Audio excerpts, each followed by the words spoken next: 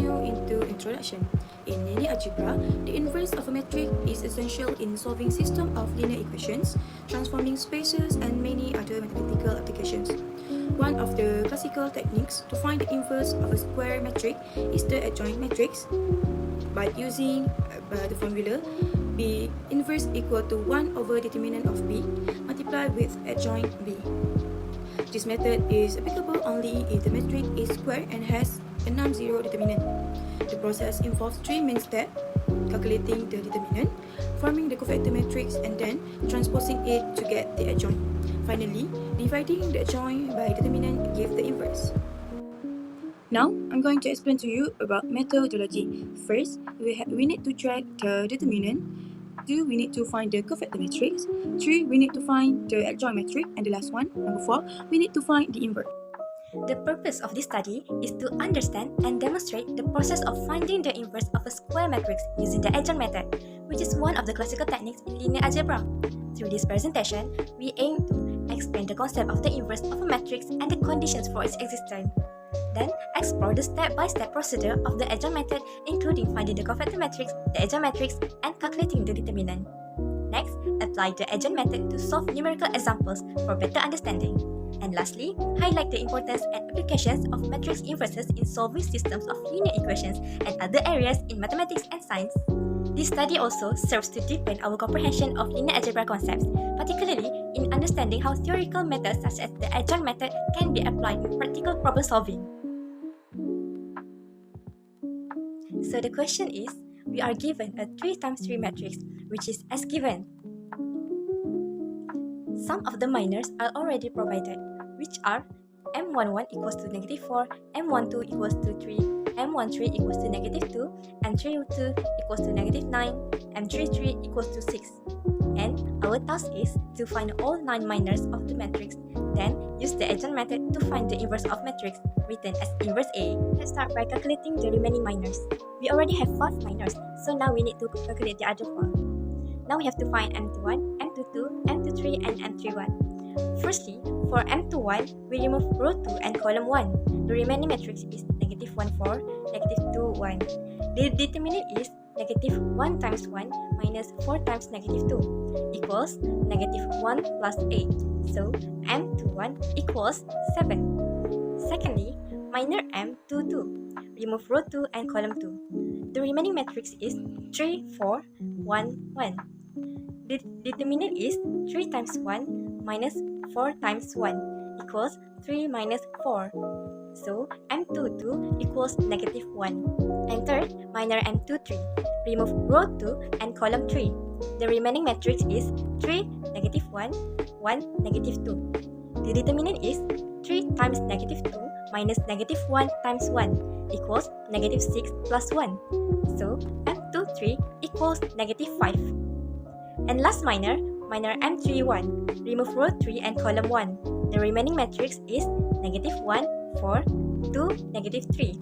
The determinant is negative 1 times negative 3 minus 4 times 2 equals 3 minus 8.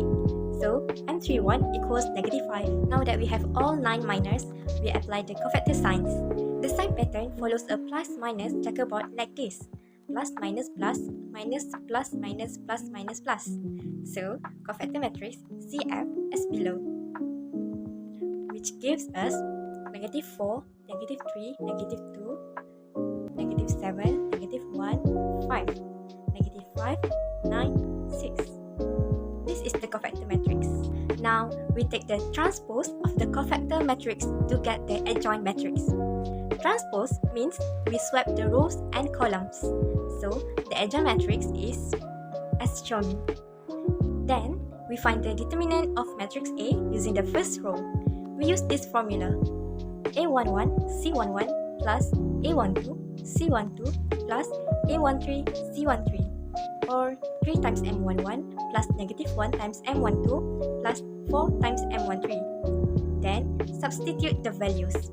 3 times negative 4 plus negative 1 times 3 plus 4 times negative 2 equals negative 12 minus 3 minus 8. So, the determinant of A is negative 23. And now, we use the adjoint method formula. A inverse equals 1 over determinant of A times the adjoint of A. So A inverse equals 1 over negative 23 times the adjoint of A.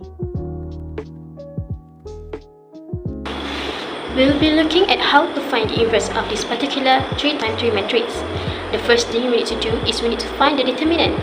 Then I will show you how it will proceed. We set up plus, minus, plus on top like that. Then we're going to get each value in that particular row. So our first value that we have is 7. Then form the 2 by 2 that is created excluding the row and column for 7. And we will have negative 5, 1, negative 4 and 8. The next value is negative 6. That will be plus or positive because of the negative symbol that we wrote earlier. We're going to do the same thing to the next and so on. Now, let's find the determinant of this particular 2 by 2 by using AD minus BC.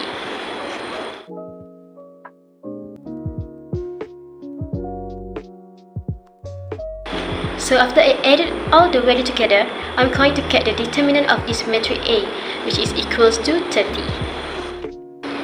The next step is I'm going to find the cofactor. To find the cofactor, we're going to pick each particular digit in this case and creating a 2 by 2 matrix. In this video, I will show you the steps to create a 2 by 2 matrix of each digit.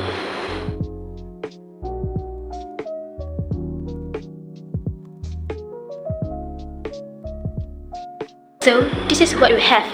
Now, the sum that you have to know that here in this matrix, you can have a symbol. In the first row, you can write plus, minus, plus. In second row, you can write minus, plus, minus. And third row, you can write plus, minus, plus. These are the cofactors that we will find. After finding all these values, we are going to transpose it. Transpose this matrix will give us the adjoint. The adjoint of matrix A is equal to the transpose cofactor. So let's transpose it. The row becomes a column and the column becomes the row like this.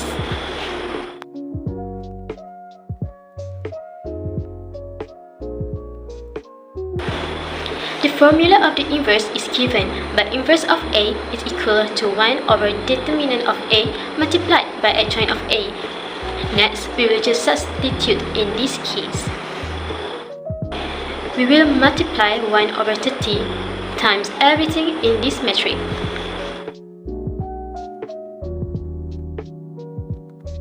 So, we will get A inverse will be equal to negative 6 over 5, negative 4 over 3, 7 over 15, 17 over 10, 5 over 3, negative 19 over 30, 13 over 10, 4 over 3, and negative 11 over 30. After using this equation, we will get the inverse of this matrix. Find the inverse of matrix B using adjoint method. Now we're going to proceed with the formula. B inverse equal to 1 over determinant of matrix B multiplied with adjoint B. Now, for the first step, we need to find the determinant of a matrix B along the column 1, where the matrix B is 3, minus 1, 5, 0, 4, 1, 2, 3, and 7. We need to cancel out the row 1 and column 1, and since the sign for number 3 is positive, we need to just leave it like that. Now, we're going to proceed with number 2. Now, we need to repeat the same action we do for number 3. We need to cancel out row number 3 and column number 1. Now, we need to cross multiply each other. For example, for determinant B, 3 open bracket 4 multiplied with 7 minus 1 multiplied with 3 close the bracket plus 2 open the bracket minus 1 multiplied with 1 minus 4 multiplied with 5 and close the bracket.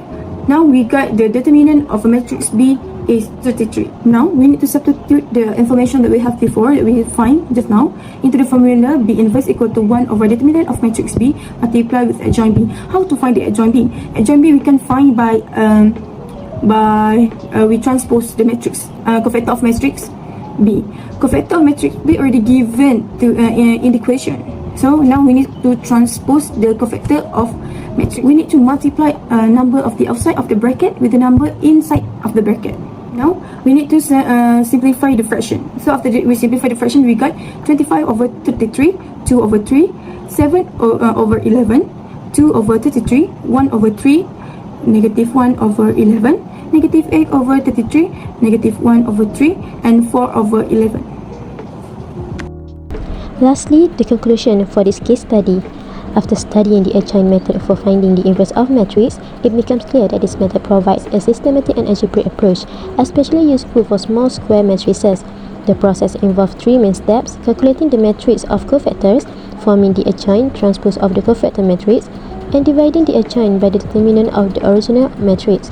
This method emphasizes the importance of understanding determinants and cofactors, as they play a crucial role in determining whether a matrix is invertible. While efficient for theoretical understanding and small matrices, the adjoint method can be computationally intensive for larger matrices. Nonetheless, mastering this technique deepens one's understanding of matrix operations and reinforces key concepts in linear algebra.